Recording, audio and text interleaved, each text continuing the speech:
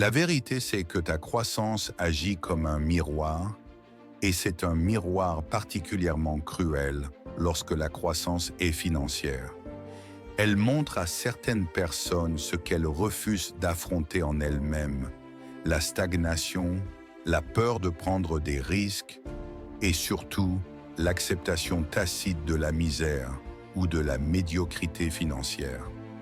Quand tu commences à évoluer, quand tu ouvres ce compte d'investissement, quand tu quittes cet emploi mal payé pour lancer ton entreprise, tu rappelles inconsciemment à ceux qui restent en immobile qu'ils pourraient faire la même chose, mais qu'ils ne le font pas.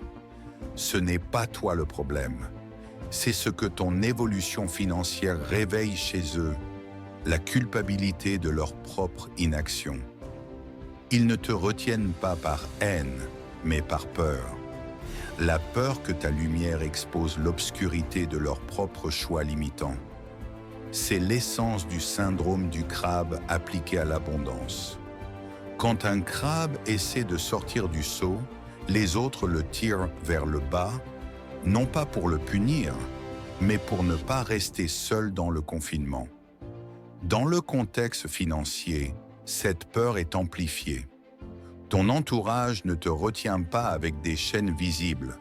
Il te retient avec des phrases, des regards, des habitudes, des silences chargés et des traditions ancrées dans la pénurie. Il te retient avec la plus puissante des forces sociales, la peur de ne plus appartenir. L'être humain déteste perdre son groupe. Notre survie ancestrale dépendait de l'appartenance à la tribu. Et la tribu a un prix. Le prix de l'appartenance est souvent la conformité financière. Pour rester membre à part entière de ce groupe, tu dois dépenser comme eux, te plaindre comme eux, t'inquiéter pour l'avenir comme eux, et surtout, ne jamais afficher un succès qui les mettrait mal à l'aise. Mais ce que personne ne dit, c'est qu'on peut aussi se perdre soi-même en essayant de rester dans le groupe. On peut perdre sa vision, sa liberté et son avenir financier en essayant de préserver des liens qui sont, au fond, des chaînes invisibles. Il y a des relations qui nourrissent ton âme et tes ambitions, et d'autres qui l'étouffent lentement. Il y a des personnes qui veulent te voir gagner, et d'autres qui ne veulent pas te voir perdre, mais pas trop gagner non plus. Parce que si tu vas trop loin, si tu atteins cette liberté financière qui te permet de prendre tes propres décisions, de voyager, d'investir à grande échelle, de donner généreusement, tu changes l'équilibre, tu changes les rôles, tu changes les repères. Tu deviens une anomalie dans leur système, et le système a horreur des anomalies. Le système te dira « Reviens à la norme, reviens là où c'est sûr, là où tout le monde se plaint du prix de l'essence et de l'inflation. » Mais la norme est souvent la misère ou la stagnation. Grandir demande du courage, parce que grandir, c'est souvent partir. Partir mentalement d'abord, en refusant leurs croyances limitantes sur l'argent, puis émotionnellement, en te détachant de leurs besoins d'approbation. Et parfois physiquement, en créant une distance qui te permet de respirer et de prospérer. Pas avec colère, pas avec rupture brutale, mais avec la clarté inébranlable que ton chemin vers l'abondance est non négociable. Tu n'as pas besoin de couper les gens, tu as besoin de te choisir. Tu peux continuer d'aimer quelqu'un, tout en t'éloignant pour te protéger de leur énergie de pénurie.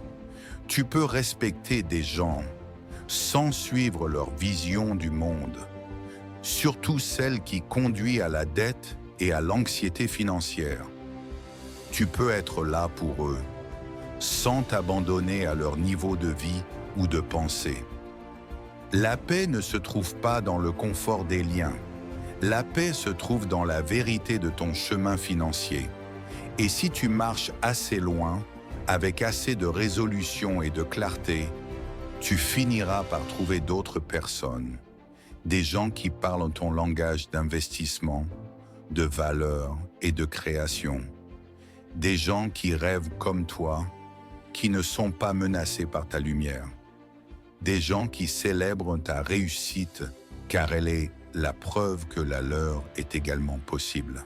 Tu n'es pas difficile, tu n'es pas arrogant, tu es en train de devenir toi, la version abondante, libre et responsable de toi-même. Et ça demande de la place, ça demande de la clarté, ça demande des limites financières et émotionnelles rigoureuses. Nous allons maintenant décortiquer le mécanisme subtil par lequel ton entourage t'empêche de grandir et, surtout, de t'enrichir. Nous allons nommer les chaînes invisibles pour pouvoir les briser avec la force tranquille de celui qui a une vision. L'élévation financière n'est jamais un acte violent, c'est un acte de souveraineté. C'est l'essence même de la mentalité riche. Prendre la responsabilité totale de son écosystème. Première chaîne invisible, la chaîne budgétaire et le nivellement par le bas. L'un des freins les plus puissants à la croissance financière est la pression de maintenir un budget de groupe artificiel. Lorsque tu commences à gagner plus, ou même juste à économiser et à investir plus intelligemment, tu te décales des habitudes de dépenses de ton entourage. Ce décalage crée une friction immédiate. Tes amis continuent de proposer les dîners coûteux qu'ils ont toujours faits, les vacances qu'ils peuvent ne se permettre, mais qui mettent ton propre budget d'investissement en danger, ou les activités basées sur une consommation émotionnelle plutôt que sur une création de valeur.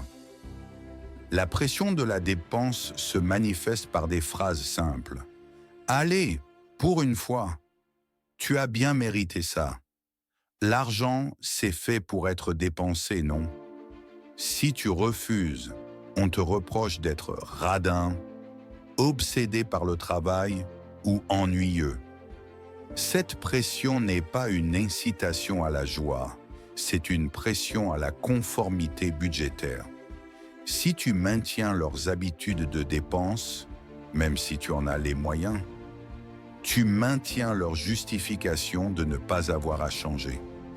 Tes propres économies deviennent une menace pour leur propre cycle de dépenses et de manque. Pour te libérer de cette chaîne, tu dois maîtriser l'art du non financier stratégique. Ce non n'a pas besoin d'être justifié par tes objectifs financiers. Il ne les comprendrait pas. Il doit être posé calmement, comme une nouvelle habitude. Non merci, je préfère cuisiner à la maison ce soir. Non, nous allons faire un voyage plus simple cette année, c'est mon choix. Ce non est une déclaration de souveraineté. Il dit « Je ne dépense pas mon avenir pour soutenir ton présent ». La liberté financière commence par le contrôle de ses dépenses, et ce contrôle passe par le courage de dire non à la pression de la consommation sociale. L'argent que tu n'as pas dépensé en conformité est l'argent que tu peux investir en liberté, et c'est la seule devise qui compte. Deuxième chaîne invisible, la chaîne des croyances héritées, le poison de la pénurie. C'est peut-être la chaîne la plus dangereuse, car elle est invisible et se trouve dans ta tête avant d'être dans ton environnement. Ton entourage est porteur des croyances limitantes sur l'argent qui ont été transmises de génération en génération. Ces croyances sont souvent des mécanismes de défense pour justifier le manque ou l'absence de risque. Les phrases toxiques résonnent encore en toi. L'argent ne fait pas le bonheur. Sous-entendu, reste pauvre pour être heureux. Les riches sont malhonnêtes, méchants. Sous-entendu, si tu deviens riche, tu seras une mauvaise personne. L'argent facile, ça n'existe pas. Il faut suer pour chaque centime. Sous-entendu, ne cherche pas le levier, cherche la souffrance. Attention, ce qui monte trop haut finit toujours par retomber. Sous-entendu, reste petit, c'est plus sûr. Ces croyances ne sont pas des opinions. Ce sont des programmes de pénurie installés dans le subconscient de ton groupe social. Lorsque tu commences à lire des livres sur l'investissement, à écouter des podcasts sur la liberté financière ou à prendre des risques calculés, ces programmes se rebellent.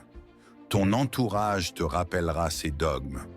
Ils ne veulent pas que tu échoues, mais surtout, ils ne veulent pas que tu réussisses et que tu prouves que toute leur vie de lutte et de peur était basée sur une prémisse fausse. Ta croissance financière remet en question toute leur réalité.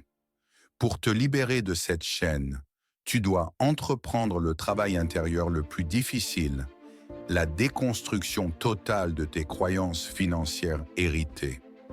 Tu dois auditer chaque pensée que tu as sur l'argent. Est-ce une vérité prouvée ou est-ce une histoire que ta famille t'a racontée pour se sentir mieux dans sa stagnation? La mentalité riche ne consiste pas seulement à avoir de l'argent. Elle consiste à avoir une relation saine et expansive avec l'argent. C'est croire que l'argent est un outil d'impact, de liberté et de bienveillance. C'est remplacer le dogme de la pénurie par la philosophie de l'abondance. L'univers est vaste, il y a assez pour tout le monde, et ta richesse n'enlève rien à celle des autres.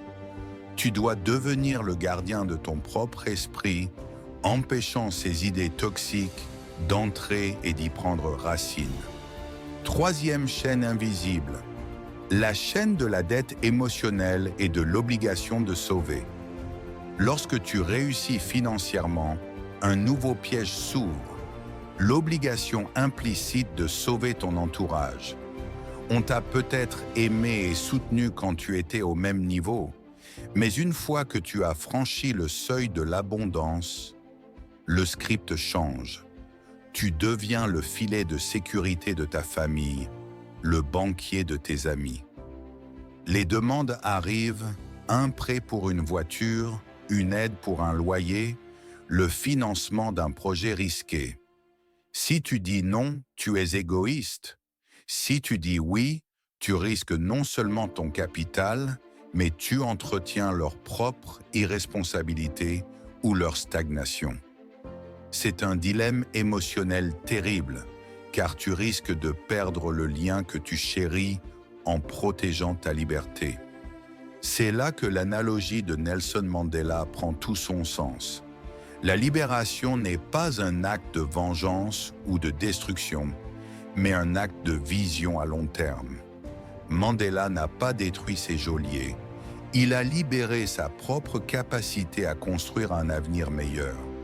De même, ton rôle n'est pas de détruire la relation, mais de te libérer de l'obligation émotionnelle de les sauver pour que tu puisses construire un avenir qui, un jour, pourrait inspirer leur propre libération.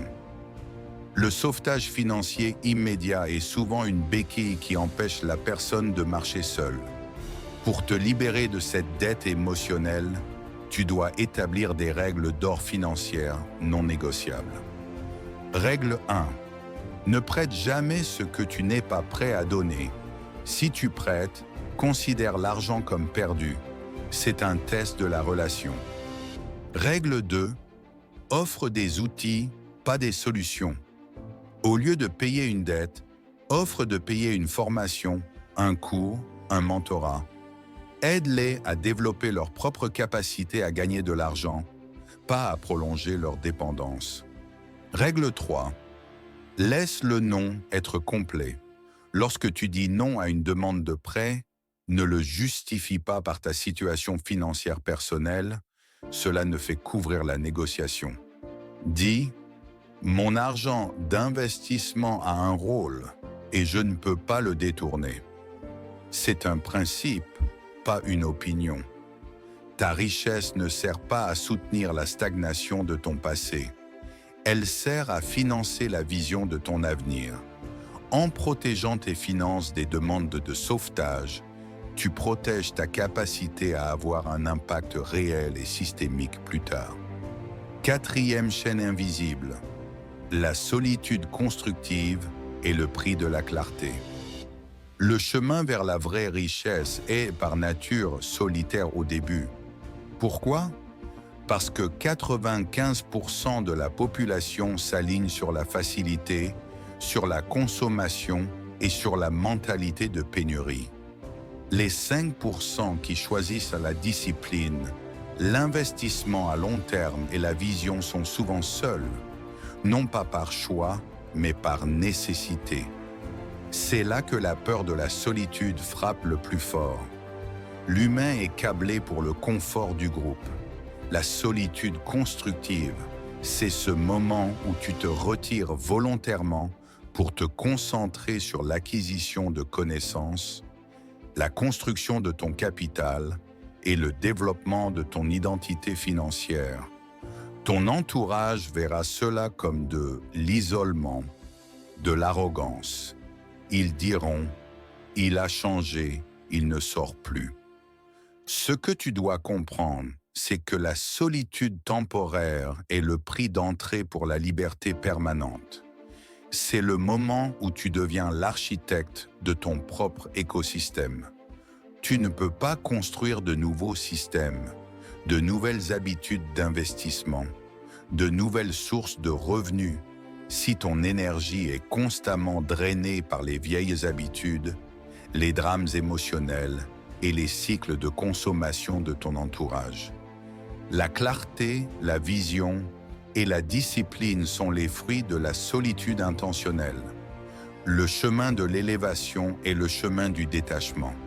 Non pas le détachement de l'amour, mais le détachement des attachements limitatifs et des attentes sociales toxiques. Le secret de la libération, la stratégie de l'écosystème non négociable. La solution à ces chaînes invisibles n'est pas de détruire ton environnement, mais d'ériger un écosystème intérieur non négociable. C'est la force tranquille de celui qui sait exactement qui il est et où il va, et qui n'a pas besoin de l'approbation externe pour respirer. Étape 1. L'audit de l'énergie et de l'argent. Fais un bilan honnête. Nomme précisément qui, dans ton entourage, te coûte de l'argent, du temps ou de l'énergie émotionnelle et financière.